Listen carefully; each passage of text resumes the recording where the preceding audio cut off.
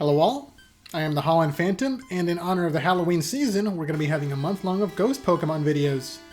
So for today, I'll be starting part 1 of a 2-part series of my top 20 picks of Ghost cards in the trading card game.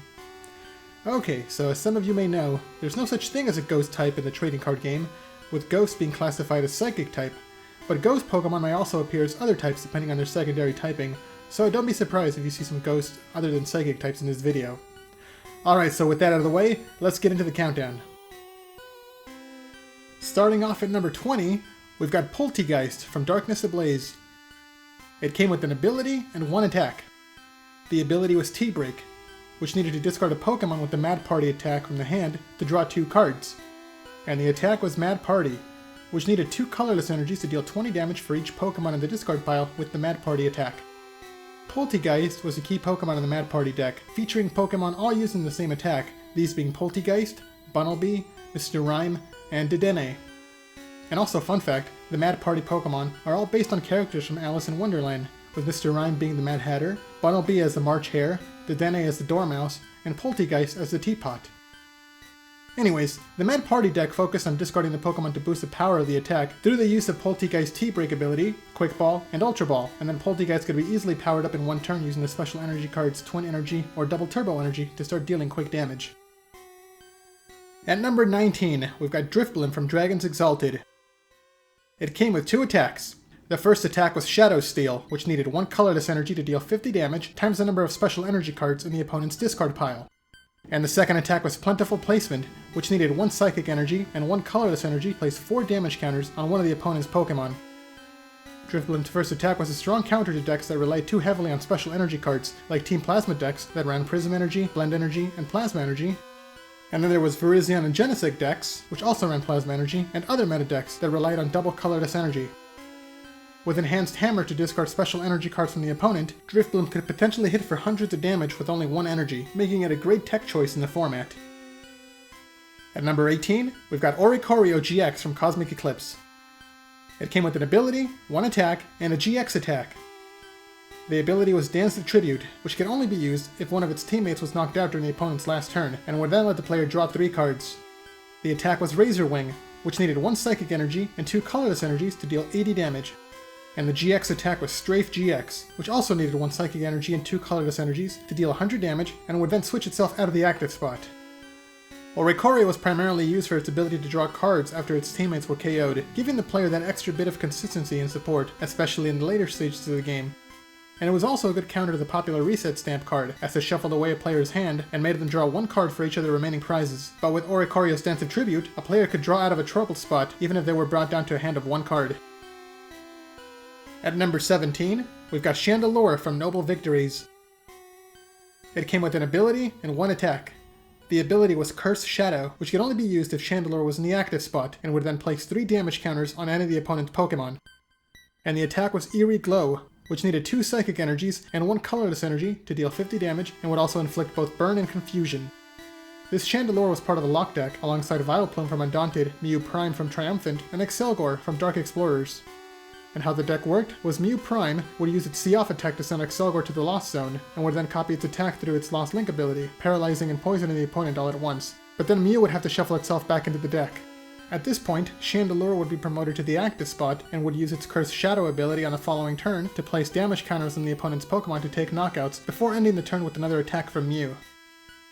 Vileplume was set up on the bench to prevent the opponent from rescuing their active Pokemon through items like Switch.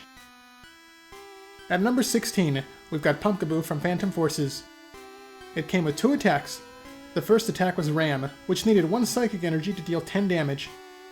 And the second attack was Night March, which needed 3 colorless energies to deal 20 damage times the number of Pokemon with the Night March attack in the discard pile. Pumpkaboo was part of the Night March archetype, which you could say was the original version of the Mad Party archetype that we saw earlier in this video, and it was played alongside Joltik and Lampent. But Pumpkaboo has placed higher on this list as Night March was in a better place in the meta, as it had access to way better support than Mad Party did, having cards like Battle Compressor, which could discard up to 3 cards from the deck directly into the discard pile.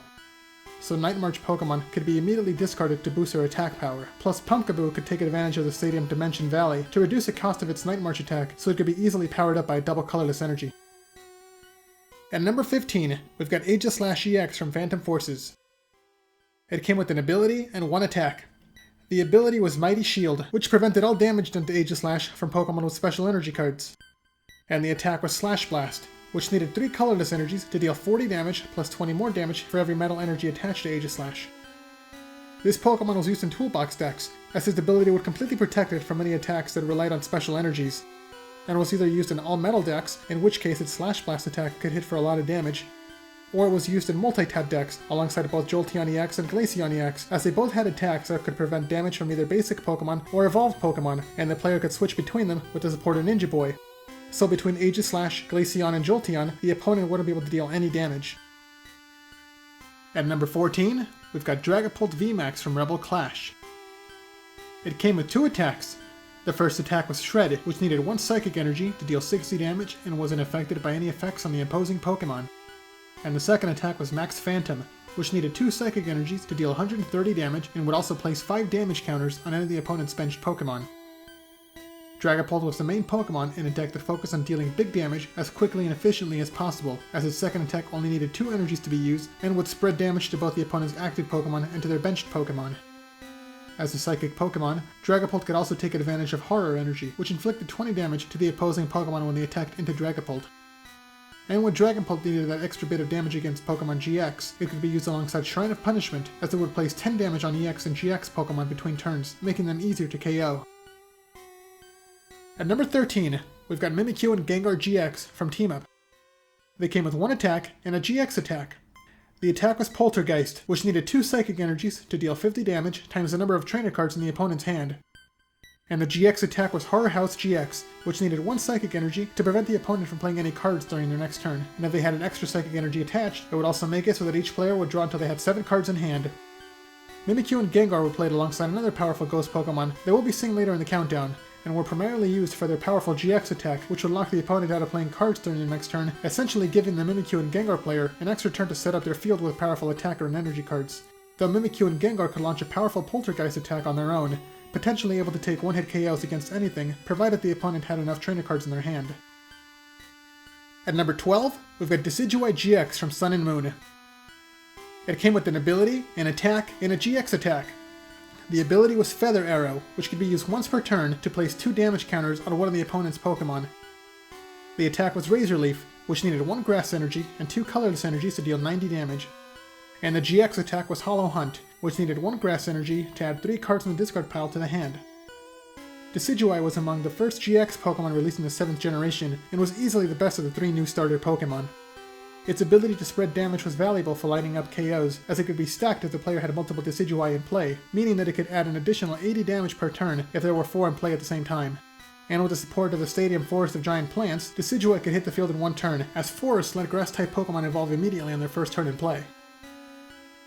At number 11, we've got Hexmania from Ancient Origins. It was supported with the effect to shut off all abilities from Pokemon in play, in the discard piles, and in each player's hand.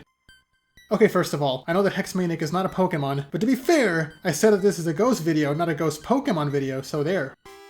Plus, if you played the X and Y games, you can see that the Hexmania character actually appears as a ghost, so technically, I'm not lying, and it totally qualifies for this list.